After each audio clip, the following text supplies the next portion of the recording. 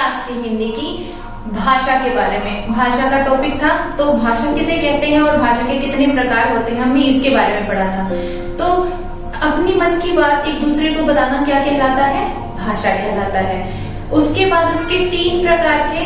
पहला था मौखिक, दूसरा था लिखित और तीसरा था सांकेतिक। हमने इन सब चीजों के बारे में पढ़ा था। उसके बाद हमारी दूसरी क्लास में हमने रीडिंग की थी, हमने पढ़ना सीखा था। आज तीसरी क्लास है, तो हमारा आज का टॉपिक है हिंदी वर्णमाला। सबसे पहले हम वर्ण के बारे में जानेंगे कि वर्ण होता क्या है। जो भी हमारे मुंह से शब्द निकलता है वो वर्ण कहलाता है। जैसे हमने ब, क, थ, न ये बोले हैं, कोई भी शब्द निकलता हो, जो भी आवाज निकलती है वो क्या कहलाती है? वर्ण कहलाती है। जैसे देखिए, पहले हम परिभाषा देख लेते हैं।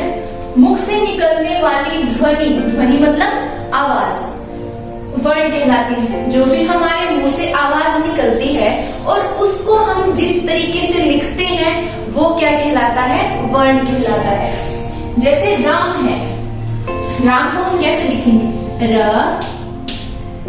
प्लस आ प्लस म प्लस अ।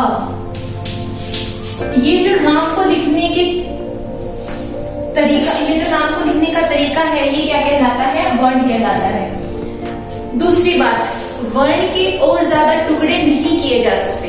जैसे ये र है, हमने राम को तो टुकड़ों में अलग कर दिया, लेकिन ये जो वर्ण है र, इसके टुकड़े नहीं कर सकते। इसको और कितने भागों में बांटेंगे? नहीं बांट सकते हम। राम को हमने इन भागों में बांट दिया, अलग अलग कर दिया, लेकिन इस र को, इस आ को, इस म को और इस ए को, या फिर कोई भी शब्द हो, उसको हम किसी और भाग में नहीं बांट सकते। तो वर्ण के और टुकड़े नहीं किए जा सकते हैं। उसके बाद वर्ण के प्रकार देखते हैं। वर्ण के प्रकार होते हैं 2, स्वर और व्यंजन। क्या होते हैं? पहला स्वर और दूसरा क्या होता है? व्यंजन।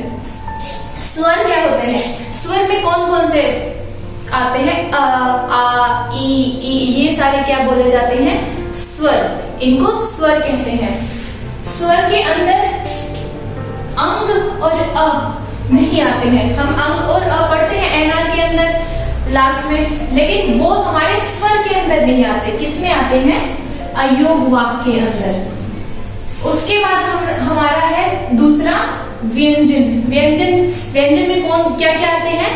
क, ख, ग, घ, ये सारे किसमें आते हैं? व्यंजन में आते हैं। व्यंजन में संयुक्त व्यंजन अलग से होते हैं। श, त्र, ग, श। ये जो होते हैं ये हम व्यंजन में पढ़ते हैं क, ख, घ के साथ, लेकिन ये हम व्यंजन नहीं कहेंगे। इनको क्या कहेंगे? हम संयुक्त व्यंजन कहेंगे।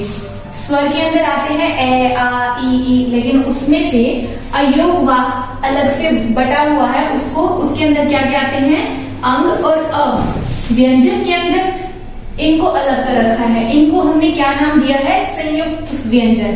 श, त्र, ग, य और श, ये सब आते हैं संयुक्त व्यंजन के अंदर। तो वर्ण क्या होता है? हमारे मुख से निकली हुई ध्वनि वर्ण कहलाती है। हमारे मुख से जो भी चीज निकलती है, जो भी शब्द निकलता है, वो क्या कहलाता है? वर्ण कहलाता है। उसके बाद वर्ण के 2 प्रकार होते हैं, स्वर और व्यंजन। क्या क्या? एक स्वर पहला और दूसरा क्या होता है? व्यंजन। उसके बाद अयोगवा और संयुक्त व्यंजन। इनके बारे में भी आप थोड़ा सा जान लीजिएगा। अयोगवा में कौन कौन से आते हैं? अंग और अ। और संयुक्त व्यंजन में आते हैं श, त्र, ग और श। उसके बाद हिंदी वर्णमाला। हमने वर्ण के बारे में पढ़ा, लेकिन वर्णमाला क्या होती है? वर्णों को एक सही क्रम में लिखना क्या कहलाता है? वर्णमाला कहलाता है। एक सही तरीके में लिखना वर्णमाला कहलाता है। जो भी हम वर्ण एक साथ लिखेंगे उनका एक मतलब होना चाहिए। जैसे हम कोई भी स्वर लिख दिया, प, त, क, क्या बना? प, त, क, पतक। हमने इनको साथ में लिख दिया, लेकिन इसका कोई मतलब तो नहीं बना ना। जब भी हम कोई जब भी हम दो वर्णों को एक साथ लिखते हैं, तीन वर्णों को एक साथ लिखते हैं, तो उनका एक मतलब होना चाहिए।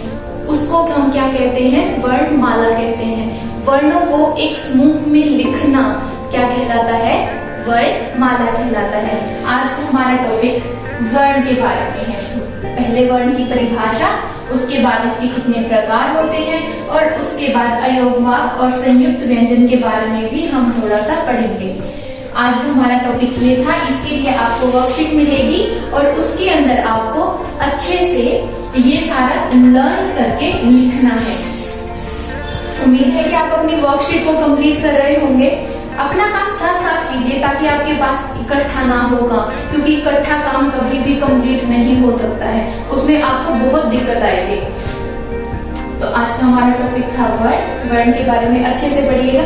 उम्मीद है आपको आज का टॉपिक समझ आया होगा।